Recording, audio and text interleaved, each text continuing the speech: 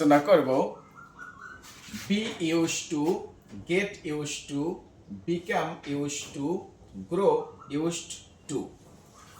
এইগুলির অর্থ হচ্ছে কোনো পরিচিত অভ্যাস। এখানে খেয়াল করেন, কোনো পরিচিত অভ্যাস থাকা বা না থাকা অর্থে ব্যবহৃত হয়। যে be used to, get used to, become used to, grow used to এইগুলি কখন ব্যবহার করা হয়? যে কোনো পরিচিত অভ্যাস থাকা বা না থাকা অর্থে ব্যবহৃত হয়। কিভাবে ব্যবহার হয়? নাম্বার 1, এগুলোর পরে নাউন অথবা ভার্ব ব্যবহৃত হয়। এগুলোর পরে কি ব্যবহৃত হবে? সাধারণত নাউন অথবা ভার্ব ব্যবহৃত হয়। কিভাবে ব্যবহৃত হয়? ভার্ব ব্যবহৃত হলে ভার্বের সাথে আইএনজি, যে ভার্ব ব্যবহার হলে ভার্বের সাথে আইএনজি যোগ হয়। যে তাহলে আমরা জানলাম যে be used to, get used to, become used to, grow used to এই চারটার মানে বাংলা কি? বাংলা হচ্ছে কখন ব্যবহার হয়? যে সাধারণত কোনো পরিচিত অভ্যাস থাকা বা না থাকা অর্থে ব্যবহৃত হয়। এখন এই যে be used to, get used to, become used to, grow used to এরপরে সাধারণত কি বসে? এরপরে সাধারণত নাউন বসতে পারে অথবা ভার্ব বসতে পারে। এরপরে সাধারণত নাউন অথবা ভার্ব বসে।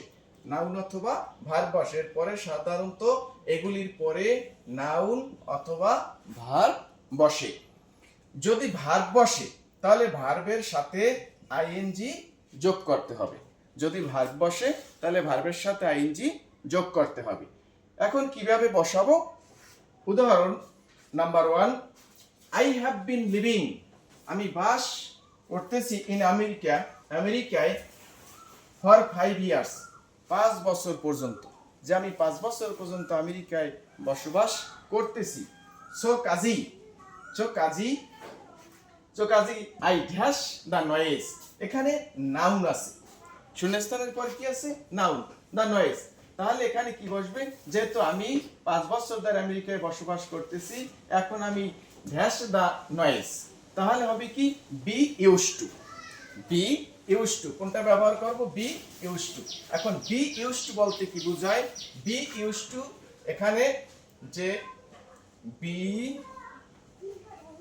ইউজড টু, এইখানে যে বি মানে হচ্ছে be verb, am is are was war.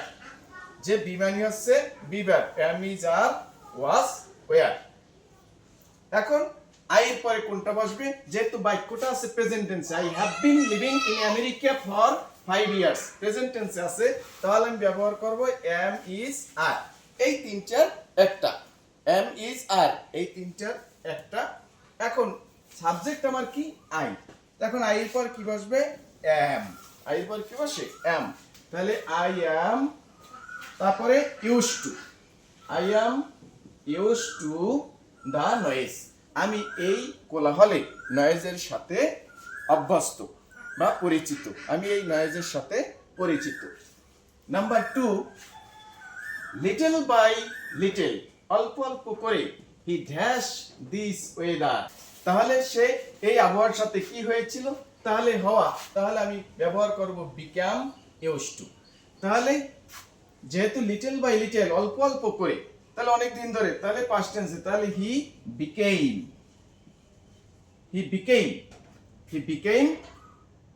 তারপর কি? Used to, became used to this weather, he became, সে হয়েছিল, ইউজড টু, অভ্যস্ত, দিস ওয়েদার, এই আবহাওয়ার সাথে। লিটল বাই লিটল, অল্প অল্প করে, আস্তে আস্তে, he became used to this weather, সে এই আবহাওয়ার সাথে অভ্যস্ত হয়েছিল। Number 3, it was a long time before, এটা ছিল দীর্ঘ সময় পূর্বে। দীর্ঘ সময় পূর্বে, শি ড্যাশ, যেহেতু অনেক পূর্বে ছিল, তাহলে কি হবে? বি ইউজ টু যদি আমি ব্যবহার করি, তাহলে এখানে কি হবে? যেহেতু অনেক দিন পূর্বে ছিল, তাহলে আমি পাস্ট টেন্সে ব্যবহার করি, ওয়াজ অথবা ওয়ার। বির পরিবর্তে আমি কি লিখবো? যে বির পরিবর্তে ওয়াজ অথবা ওয়ার, তাহলে শির পর কি বসবে? Was. She was used to working. She was used to working with old people. Say was used to, সে অভ্যস্ত ছিল ওয়ার্কিং কাজ করতে উইথ ওল্ড পিপল, বৃদ্ধ লোকদের সাথে, বৃদ্ধ মানুষের সাথে। এখন এখানে যখন আমরা বসাবো, আমার মূল কথা হচ্ছে যে বি ইউজ টু যে বসাবো, আমি এখানে যে বি ইউজ টু জানি যেহেতু ভার্ব আসছে, সেহেতু এই ভার্বের সাথে আইএনজি যোগ করা হয়েছে। Number 4, you will soon dash living in the country. You will soon, যে তুমি শীঘ্রই, তাহলে আমি এখানে ব্যবহার করি যে গেট ইউজ টু।